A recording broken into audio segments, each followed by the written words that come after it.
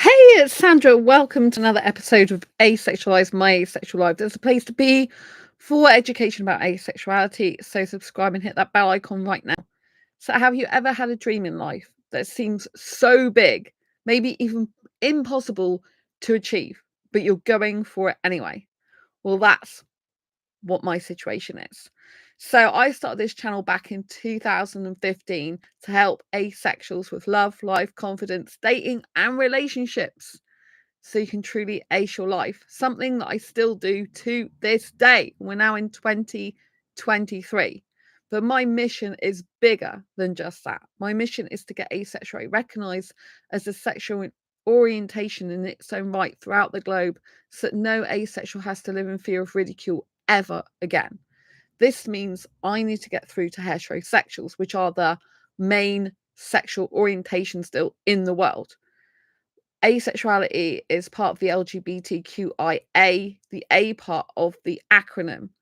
However, I still believe that there's a lot of value in getting it recognized separately as an orientation in its own right. And the reason for this is because there are some people who genuinely don't want, like, or need sex.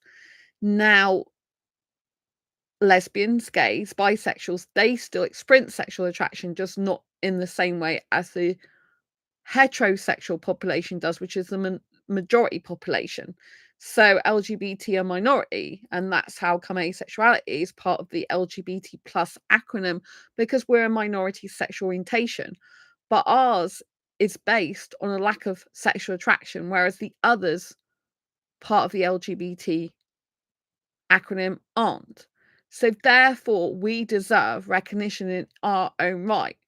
And it's very important to stop or help prevent, should I say, sexual abuse situations, because there is a general premise, if you like, that everyone likes sex, that it's natural to have sex. If you don't, something's wrong with you. And it's a given that everyone's going to be wanting sex on dating sites and in a relationship. And this is simply not true. And in order to change people's thinking and perceptions and beliefs, we have to start sticking up for those who definitely don't have the sexual feelings and have no desire to have sex whatsoever, who don't like it, don't want it, and don't need it. Because obviously, the asexuals that don't mind having sex, are okay having sex, are sex positive, they don't get the same issues in terms of what sex repulsed asexuals get, as in, it's not going to affect their relationships that much because they're going to be able to be much more compatible with heterosexuals if they're okay to have sex, if they're open to have sex, if they don't mind having sex. But for those of us who really don't want sex, don't like and don't need it, it's like we're an outcast from society and from dating relationships, and it's like they don't believe us if we say we don't want sex. And this should not be happening in the 21st century. There should be knowledge that there is a sexual orientation called asexuality, and pure asexuals don't get the need, urge, or want for partnered sexual intercourse. And a lot of the people who are asexual don't want sex, and there are people that don't want sex who are asexual. So this needs to be recognized so that we can stop people trying to have sex with us when we don't want it. And yes, there's lots of other sexual orientations that don't always want sex, that have sex forced upon them, which, is sexual abuse. Doesn't matter what sexual orientation you are. But the fact that everyone thinks that sex is part of a normal relationship and that if you're not having sex, there's something wrong with your relationship, it's simply not true. Of course, if there's a person who really, really wants sex and a person doesn't like sex and they get together in a relationship, then that is not good. There's sexual incompatibility there, which means that one or both people, most likely both people, are not going to be very happy because they're not compatible, right? So, with all this in mind, I believe it's my life mission, my sole purpose given to me by God and the universe to get it recognized as sexual orientation in its own right. And I think the reason why I'm chosen to do this is because I've had heterosexual relationships in the past, I've had sex in the past, and I do understand heterosexuals' way of thinking, the type of thing they like to do sexually, because I used to be involved in that. And I understand more how their mind works than the average asexual person, sorry, who hasn't had sex. Like, if you are an asexual person who's never had sexual life, you've never had a heterosexual relationship, it's very hard for you to understand how heterosexuals' mind works and how they interpret situations as sexual and how they interpret things you do and say as sexual, and they make a lot of situations sexual. I mean, obviously, asexuals are very clever, and we know whether we've had sex or not that there's a lot of sexual connotations in the world. There's a lot of things geared towards sex, but it's harder for some asexuals to understand the way heterosexuals are when they've never been in relationships with heterosexuals before. And it's like they're speaking a completely alien language that they can't relate to in any way possible. Whereas I have been in heterosexual relationships, I understand how they work. I have lived that life where I have had sex in the past, just probably not as much as some other people. And I'm very glad I don't have sex anymore. You know, I don't actually have any need or desire or want for it. So, in order to fulfill my life mission and purpose of getting asexual recognized as sexual orientation in its own right throughout the globe, I believe I have to do this on a grand scale. So, this means getting through to thought leaders.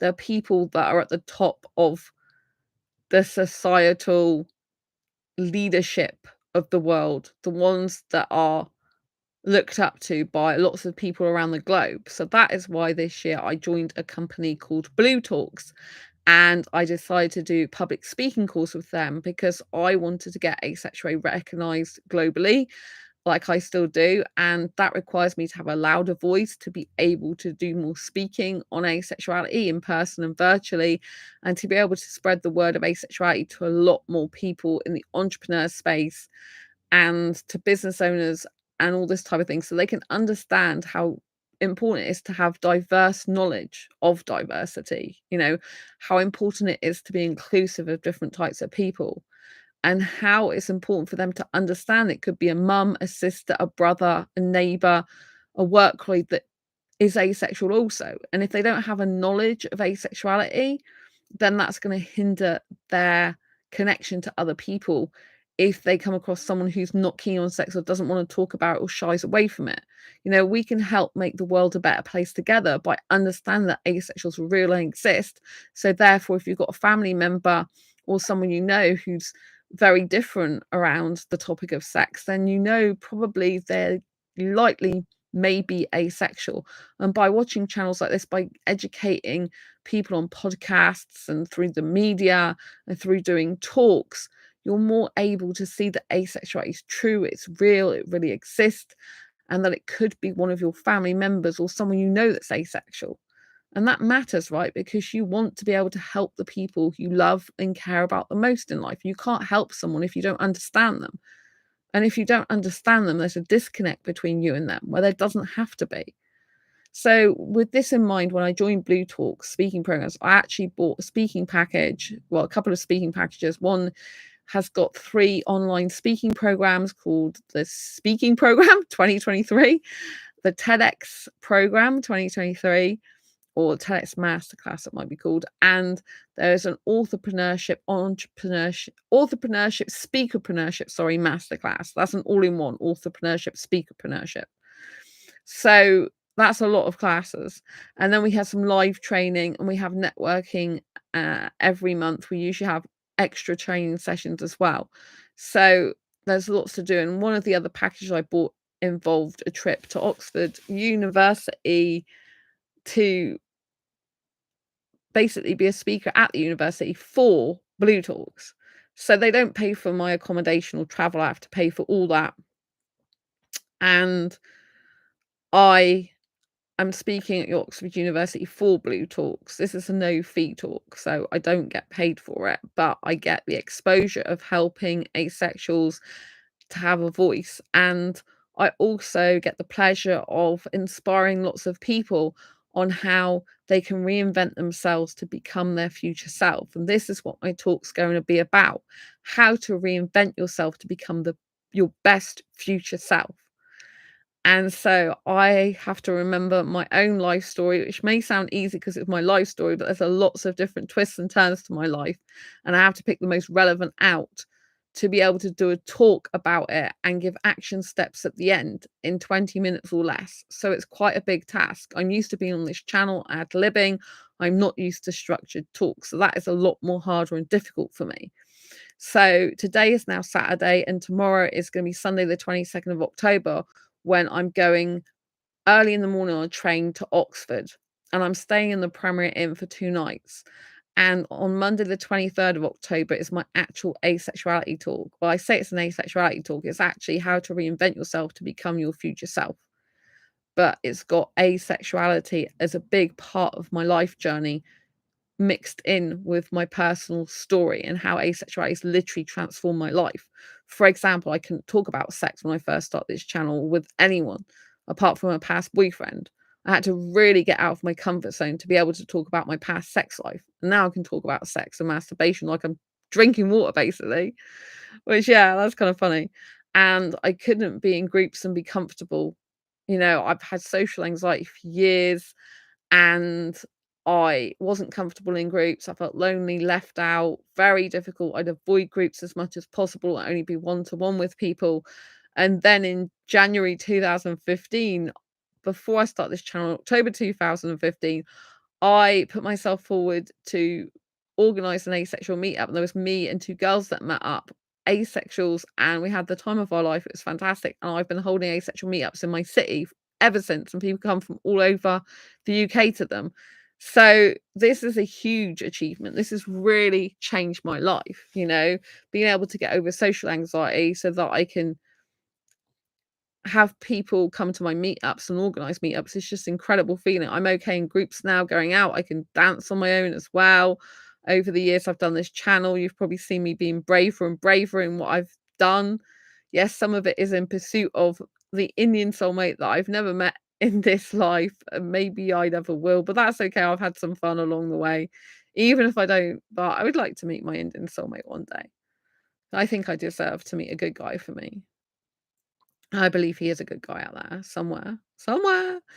Anyway, getting back to what I was talking about. So I'm doing this Blue Talks talk, and it's for 20 minutes. It's currently scheduled that I'm the 4th speaker on Monday, the 23rd of October. Now, this is quite scary for me in terms of my anxiety. So I've overcome social anxiety, but I've still got a lot of anxiety because I have generalized anxiety disorder, which I was diagnosed officially with in 2010, but I've had pre-birth trauma, so I was anxious before I even popped out into the world. So having to deal with the symptoms, like where my stomach feels like it's tied in a knot and scrunched up like a piece of paper, and I go dizzy, and I have a dry mouth, and sometimes I get panicky and I have to go out. Going out really helps me to calm down. So I went out for Nando's earlier. I then went out to one of my favorite bars where they have herbal tea, which is a red berry tea, and this helps to calm me. So I had to do things that help me to feel calm and soothe my tummy and soothe my soul. I have to just keep believing in me, and everything will be all right. And it's a big deal, doing public speaking when you've got an anxiety condition is very contrasting. It's like one of the most difficult things people can do in their life. But I do believe I'm born to speak. I believe I'm born to speak on the stage. I believe I am born to be a speaker. I've known that for ages. Like in 15 years of when I was 15, I was going to say in 15 years of age, which is the wrong way to phrase it. When I was 15 years old, I went to do work experience at a radio station. And it was then that I knew intuitive that I've born to be in the media somehow. And that was my life purpose, was to be in the media. I'd be famous in some way for being in the media. And I didn't know what it was to do with, though. It's like you're born for a special life purpose. It has something to do with the media, but I don't know what it is. And so then I started pursuing a career in radio. And I did voluntary hospital radio for a number of years, which was really good for me. And then in 2009, I was made redundant, and then realised actually I was born to write books that change lives from pain to gain. And I had my first article published in a local magazine, paid. I was paid for that, so I was professional then. And so that was really amazing. And years later, I did actually publish a redundancy book. So this was all good. Lots happened. Some of these things I'll be sharing in the talk, and I've transformed myself from being lonely, depressed, shy, unhappy, suicidal girl to happy, living my 21-year mindset lifestyle, probably like a teenager lifestyle, actually. 21 mindset teenager lifestyle, living by my rules in this game of life, and really just having as much fun as possible whilst being serious about the work I do for asexuals and writing books that change lives. So I'm just going to continue to get more and more publicity as much as possible for asexuality. I was featured on Sense of Soul podcast recently, and before that, Lifeology. Sense of Soul has 1 million downloads to her podcast. Shanna, she's amazing. Lots of love to her. And James Miller Lifeology has over 3 million listeners per episode. So Asexuality has reached that global audience now. So I fulfilled part of my life mission because I need more recognition and more publicity, but that is achieving recognition for asexuality in its own right on a global scale. It's really good that I'm making the dreams not just of me come true, but of all the asexuals that feel ridiculed, left out, and not taken seriously, because I don't want that to happen anymore. So I'm traveling to Oxford on Sunday, and I'm going by train, and I leave at 8:30 in the morning. I don't arrive in Oxford till about 11:30, and I've got to change at Reading. I've got about half an hour crossover, where I have to wait in that station. There's been quite a lot of bedlam on the trains though lately. They have had train strikes at different times of the month, and at the moment the bad weather is really causing chaos on the trains, causing huge delays, because my friend went the other day somewhere and they got stuck in Bristol for ages. And so I only hope that when I go up to Oxford via Reading, that I'm not stuck in Reading for a lot longer than I should be, because I can't get there on time to get my other train. Luckily, I got open return. So it means that I don't have to go on specific trains. I do have to go on certain trains, but not a specific train, I should say. So there's certain times that I'm allowed to travel using an open return, and other times I'm not allowed to travel. But there's no one specific train that I have to catch. That means if I miss it and miss my connection, that I'm in trouble, right? But it wouldn't be my fault if there was delays anyway by weather. But there's a lot of bad weather in the UK at the moment. So when I get there on Sunday, I plan to drop my luggage off at the Premier Inn where they can hold it for me. And then I am going to go around Oxford for a bit, getting used to the city. I have been there once before. I stayed there when I auditioned for a game show called Deal or No Deal. And I didn't actually get to be a contestant. I'm really gutted. I believe I effed that up. I started going on about being a team player and stuff like that, whereas I should have been talking about myself and my life and what I'd done and how interesting a contestant I would be, but I didn't do that. So yeah, I pitched to be a contestant. I got an audition, but I didn't get through. I have, however, been in the audience of Deal or No Deal. I was dressed up as a witch once for Halloween, which is quite appropriate considering we're in October now. And also, one time I went with my dad in the audience and I got to open a box on the break, and I would have had my face on camera.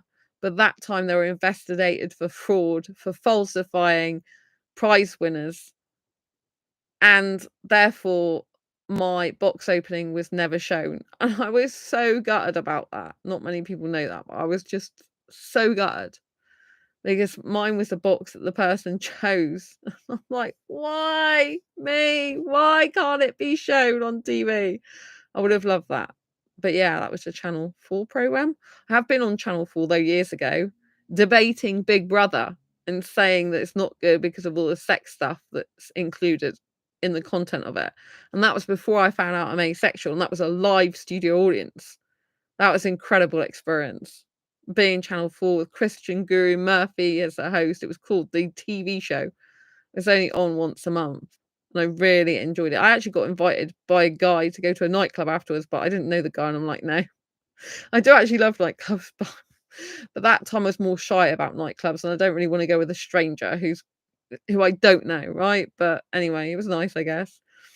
And so yeah, I am going to be going around the city, but don't forget, because it's a Sunday, they close the shops early. So I only hope I'm not so delayed that I can't get any like lunch, because I need to be getting some food to take with me for the next day when there's lunch break.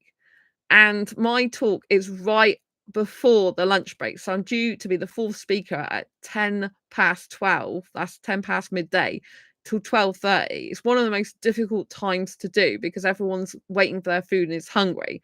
But they do get a break before I go on. So there's two speakers in the morning. Then there's then there's a break, and then there's another speaker, and then there's me. I was going to be the third speaker, but they moved me to fourth because apparently someone had, travel arrangements that meant that they had to go on earlier. That's all they said. So that has been difficult, but 4 is good because my lucky number's 8 and 2 4s go into 8 twice, and I live in flat 4 now. So I think it bodes well. I'll take it as a good luck and good omen sign. And yeah, I'll hopefully do a great job. I am nervous, but also I'm really excited because there's not many people in the world that get the opportunity to speak at Oxford University. And it's a topic that's dear to my heart about how to reinvent yourself to become your best future self. I do actually give all the action steps I take to do a reinvention of myself. And so people will be able to go through those steps themselves and reinvent themselves to become the best future self, their best future self. Right. And every time I want to reinvent my life, I go through these steps again, which I'm going through a reinvention at the moment because I'm taking bold action in spite of the adversity of having having anxiety. I nearly said having something else then.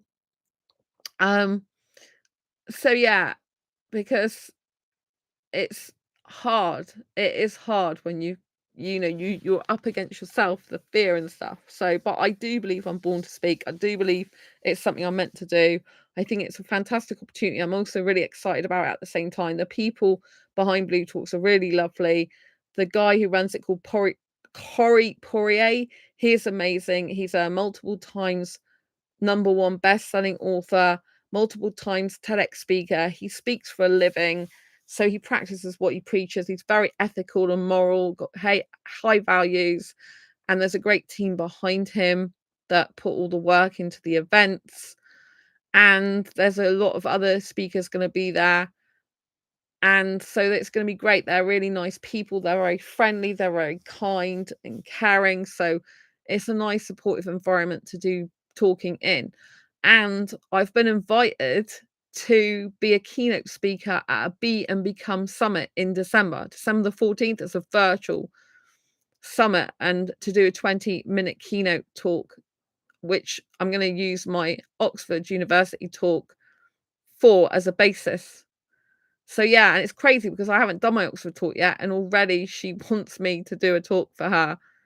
It's a no-fee talk, but it'll be great experience. It's all to do with entrepreneurship and mental health, which I'm really interested and invested in, right? Because I am going to Oxford University with a mental health condition, which is anxiety. So I'm pushing through my fears and boundaries to live my entrepreneurial dreams and to help asexuals. So it all goes really well together. So I won't be doing live streams like I'm doing now when I'm at Oxford Uni. Probably tonight now, Saturday, I won't be able to live stream, I doubt, because I have to go to sleep to get ready for going to Oxford. But I will be doing some shorts videos along the way. I don't know if I'll do any live stuff at all. Depends how my battery holds up and the internet. I have to take photographs of the venue when I get there. I have to take loads of photographs of Oxford and things like this, so I can put them all over social media, including this channel. So I'll be doing some shorts videos and things like that, so you can expect to see that from me. I'm going to be away from tomorrow, the 22nd of October, until the 25th of October. So I'm away on the 22nd of October, staying that night. My talk's on the 25th of October, 23rd of October, sorry. I'll start again. So I go up to Oxford on the 22nd of October, staying in the Premier Inn. Then I sleep over in the Premier Inn in the city centre of Oxford. Then on the 23rd of October, on the Monday, I am doing my talk. So it's at St Hugh's College, which is part of Oxford University. So I'm going to be doing my talk. Planned talk is between 12:10 and 12:30, but subject to change because some speakers can finish earlier what they're talking about, so things can happen as well that is unforeseen, so it might push my talk later or make it a bit earlier. I guess I've got to expect it might be a bit later just in case, so I'm not disappointed or worried or anything. And then on the Monday the 24th, Monday the 23rd, I'm getting my dates mixed up. Monday the 23rd, when I'm doing my talk after the event, which is due to finish at 4 p.m., I'm then going to be going with the speakers and Corey Poirier and his team, bLU Talk's team, to a restaurant. I don't know if I'll be able to eat there at the moment because I don't know what restaurant they're going for. I have lots of food allergies and special diet requirements, so it's highly unlikely it's going to be easy for me to eat anything wherever they pick. But I still want to be with them for a while and network with them and enjoy their company and chat to them and meet the people that I've seen online in person. It'll be really good bonding session. I'm really looking forward to it. Near my hotel, there's a Nando's, but the problem is where I'm talking is like 1.4 miles away from the hotel. So there isn't a Nando's near there. I don't think there's a Wetherspoons either. So I don't know if I'll be able to eat where they're going to eat. But anyway, that's the 23rd. And then on the 24th, Tuesday 24th, I'm going to be in the audience. I'm going to be in the audience on the 23rd as well before I actually get mic'd up to go on the stage area to do my talk. So I'll be having a break before I speak. And excuse me, on the 24th is when I'll be in the audience. And then the 24th is when I'm due to set off later at night to come home on the train. However, I don't get home till after 1:30, so I'm going to get back to Exeter till gone 1:30 on the 25th of October. So the 22nd of October, going up there. 23rd is my actual talk. 24th, I'm going to be in the audience, and 25th, I'm partway traveling back, if that makes sense. So the event is on the Monday, the 23rd, from 10:30 till 4. They got 3 speakers on before me, then me. Then they've got another number of speakers on as well after lunch, and some interviews as well with the live audience. And then on the 24th, they got speakers. I think they got interviews as well. So it's 2 packed days with a lot of inspirational talks from different people. Some people have spoken before for bLU Talks. I'm speaking for the first time for bLU Talks, although I have been interviewed by bLU Talks on their podcast, and I have been a co-host for them as well. So it's virtual, not in person. So this is completely different, really. I've not done a talk for them before. So it's something new and exciting, but also a bit scary as well. But I'm really looking forward to it. And I just wanted to let you know what was going on so you can know what to expect, like shorts videos from me, some photographs from me, behind the scenes footage. But I won't be available like you usually am to be on this channel. So I'm going to be going like quieter on the live stream front, I think, in the next few days, unless I can do a quick live stream at all anywhere. But it's going to be hard when I'm around other people. So mostly it'll be shorts videos, I think. That takes a lot of battery power and Wi-Fi anyway. So I don't want to use all that up at the beginning, if you know what I mean. But I'm really looking forward to talking about asexuality. I'm looking forward to bringing it to a more global audience and being able to work it in my life story so that people can understand asexuality more, and they can find it more relatable in the way I'm telling it. I hope this gives you some insight into what I'm doing and why. Please, if you haven't already got a ticket and you want to come, go and grab a ticket. You can literally go in this YouTube channel community tab and you can look for this post. This is on this channel, right? And so if you get that post up, go to the communities tab, go and click on it. There's a link, Eventbrite link, and go and get a free ticket. It's free admission. So if you live in the UK and you want to be doing something for ACE Week, Asexuality Awareness Week, this is a perfect opportunity to do something and come and support me. Raise an ACE flag if you've got one. Bring one along. Bring some ACE merchandise. Bring an ACE t-shirt. Go to my Redbubble shop, Asexualise at Redbubble shop. Just bring anything you want that's AC and be in the audience. I'd love to have your support. You don't have to live in the UK, by the way, to grab a ticket. You can fly in. If you want to fly in tomorrow, then fly in tomorrow the day before and then be there for my talk on the 23rd. Right? Just, I would love to have you. It'd be so amazing. It's a bit scary in front of a live audience, but I think it'll be good. And I would always love your support. It'll be amazing and incredible experience. There's people who are flying in from abroad to do the talks. Corey Poirier, who runs bLU Talks and is the founder of it, he flies in from Canada. His event manager flies in from Canada. One of the guys, David, who's a speaker, he is flying in from Florida. In fact, I think some of these people are already in the UK now because they've gone to see friends in London. So they're like closer to Oxford than I am at the moment, I think. So it's all exciting. I haven't packed my case yet. I've packed some stuff in the case, I should say, a bit, but I haven't packed it properly. And I've got to do a list. I've got to do a plan now of everything I need to take with me. And I'm going to keep that as a master list so that when I'm doing more speaking in different places, I don't have to keep rewriting the same thing over and over again. I got my train tickets ready and my accommodation is booked and sorted. I've just got to pay for that when I get there. My best friend Annie, he's helped me to look up some maps and helped me to find places that I might be able to go to get some food, and yeah, just really helped make my life easier with getting around Oxford in theory, because I haven't been there yet. But yes, I have been there years ago. It's hard to remember all of it. It's a very long time ago.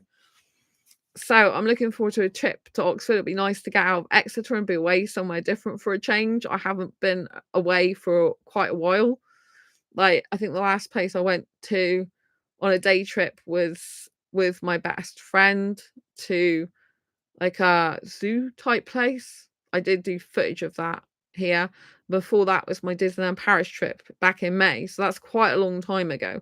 I haven't really been outside of my city for a long time. I think I've been to see my parents. Haven't I? Oh, I'm not sure I have been to see my parents actually. I think I have. My parents came to my home to drop my birthday presents back off in April. And then I did go to see them once actually, because I think, or was that before April? Haven't seen my parents in person for ages because I can't go and see them when I'm poorly, and I was poorly when I came back from Disneyland Paris, so I couldn't go and see them then. Then I had shin splints, so I couldn't go and see them then. So I think it's been a while since I last saw my parents because they don't live in my city. They live about half an hour away by car or by train. You can get there very quickly, much quicker than that. So yeah, it's just great that I'm doing a talk at Oxford. I am really looking forward to it. It will be a fantastic opportunity. In one way, I'll be glad when it's over and I've done it, because then I can say I've achieved it. But in other ways, I don't want to just think like that, because I want to savor the moment. I want to enjoy the lead up to it, the excitement of it. I want to enjoy thinking, my gosh, this opportunity is so rare. You're so lucky to have it, Sandra, while you're alive. And it's going to be amazing for Asexuality. It's going to be amazing for your own career to be doing speaking. It's going to be amazing for your skill enhancement. It's going to be amazing for your own career, and just going to be a really good thing that you've achieved in your life, and that's something to be proud of, I think. It's not easy, public speaking. Apparently most people would rather be doing the eulogy at a funeral than they would public speaking, or even be not alive at all than public speaking. It's a very big fear. I don't really have a fear such as of the public speaking per se. It's the fact that I have to be structured and do it a certain way and make sure I do it right and don't trip over my words and all this type of thing. So when I'm speaking publicly on here and I'm having interviews, it doesn't really bother me. Like, I'm not really nervous and stuff like that. But when it's an in-person talk and I'm ad-libbing and there's me in the audience I have to look at, and you're supposed to look at them in the eyes, and I have a problem with eye contact anyway. I feel weird. I always feel weird about that. But I don't know if it's because years ago my cousin's mum died with her eyes open, and apparently my cousin told me stuff like that, and it might have like caused a bit of a psychological issue with looking into people's eyes because of the starry eyes when she died and things like that. So I don't know if that's got any relevance, or if but I've always had a problem with the eyes. Some major issue since a kid. So I tend to look at people's forehead here as a way, or near their eyes here, like on the eyebrow type area, and that really helps because it looks like I'm looking at them, but my eye's not completely staring at them. So if you've got autism and you find it difficult to look someone in the eye, try and look in between their forehead, down their nose here, or try and look at their eyebrows, because that makes it look like you're looking at their eyes, but without actually fully looking at their eyes. It's a really good tip. I've got an autistic friend and I recommended that to them, and I think it's helped them. So know that it's not just autistic people that have difficulties looking into people's eyes. Some other people have difficulties with that as well. But I do know it's something that autistic people tend to struggle with, and I completely understand why. I mean, I just find it so uncomfortable because I just find the act uncomfortable, you know? But in public speaking, you're meant to look at people in the eyes. I did a LinkedIn course recently too about public speaking. One of them is you're supposed to look in the eyes so you can see the color of their eyes. I thought, I'm not comfortable doing that. And if you're quite far away from the audience, how are you meant to go like this and see the color of their eyes? I just don't get that at all. I don't understand, if they're out there and you're here, how you're going to be staring so much in their eyes that you're going to see the color of their eyes. It doesn't make sense. To me, I just think that's a bit far-fetched. But there you go. I think you'd have to be nearly practically on top of them, snogging them. And you don't want to do that, do you? Not unless it's a good-looking person, but you can't do that with your audience. Not unless it's some sort of strange audience where you're doing some strange, weird hands-on activity in the audience. I think we'll just park that one, shall we? But yeah, so it's very important that you live your dreams and that you fulfill all your life missions. And I really, truly want to get my life mission fulfilled of getting asexuality recognized as a sexual orientation in its own right throughout the globe, so that no asexual has to live in fear of ridicule ever again. And we can all live in harmony with heterosexuals and other sexuals in the world. And they respect us and they understand us. And we respect and understand them. I think we often get to, we're kind of pushed to respect heterosexuals anyway a lot of the time, because it's kind of like they're the normal sexuality. But when it comes to asexuality, that I think there's quite a lot of like dismissiveness about it and minimizing our feelings and stuff, which isn't good.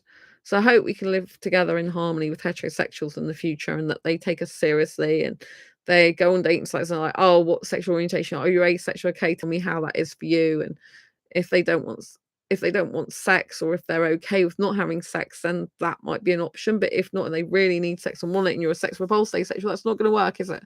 But you can have politeness and respect, not trying to say, oh, well, I don't know why you're like that. Like, that's weird, that's strange, that's unnatural. Not any of this horrible words, because there's no need for it. People are just different, and that's okay, So how to reinvent yourself to become your best future self is a talk I'm doing on Monday, incorporating asexuality. Wish me the best of luck. I'm sending you lots of love right now. Thank you for being part of my community here and watching my journey and watching this channel and Asexualise grow. And thank you for all your love, care, and attention. I really appreciate you. I couldn't do it without you. Any comments of support, I've always appreciated, especially because I'm doing something very daunting for myself, very difficult, but at the same time very amazing for asexuals and very good for my career and specifically for fulfilling my life mission, because I want there to be, when I'm no longer here in life anymore, I want there to be harmony between heterosexuals and asexuals and all sexuals and asexuals. That's my life mission. I'm not like, currently I don't like make much money about anything I do to do with asexuality, and any little money I do make, it just goes back into helping asexuals, like in order to have web hosting for my websites, in order to have domain names and stuff like that. A lot of the things I do for asexuals happen to be like free, but I do want to get some public speaking that includes like no fee, and it'd be nice to eventually get paid to speak, because it'd be good for me, it'd be good for asexuals, and it will be great. So we'll have to see what the future brings, but I still intend to do my asexual books. My Asexual Guide to Sex is something I need to get back to doing. My Diary Confessions of a Hyperromantic Asexual, that's going well at the moment, but I haven't done loads of it because I've had to have days and days of not doing anything to do with that, because Obviously, I'm focusing on the Oxford talk. That's my main priority at the moment, because once I've got the Oxford talk behind me, I'm more likely to get other talks off that and other publicity off that and other opportunities and doors opening. And I already have done, because I'm going to be part of the Be and Become Summit on December the 14th, which is a virtual event. And I'm going to be basing that on my talk that I've done at Oxford, going to do at Oxford, because I haven't done it yet. And that incorporates asexuality. So it's great. It just spreads the word of asexuals to a more global audience. They've got an expected 500 registrations for that event as well. So again, it's getting the word out there. Thank you all. I love you dearly. Don't forget to comment below, subscribe if you haven't already, hit the bell icon, give this video a thumbs up if you like it, share it if you want anyone to get any benefit from this video. If you want to know what I'm doing, you know, share it with a friend. Maybe they live in the UK, they can come along and show their support. Don't forget, get your ticket free via the community tab. Click through the link to go to Eventbrite, grab your ticket, because that will be closing soon, because the talks start on Monday. My talk is on Monday and it's Saturday now, so you haven't got long to go. I love you dearly. Take care. I'll see you soon in the next video or live stream. The live stream I might not be doing for a few days though, till I'm back. So yes, do keep up with the posts and the shorts and everything else I'm doing. Lots of love. Bye.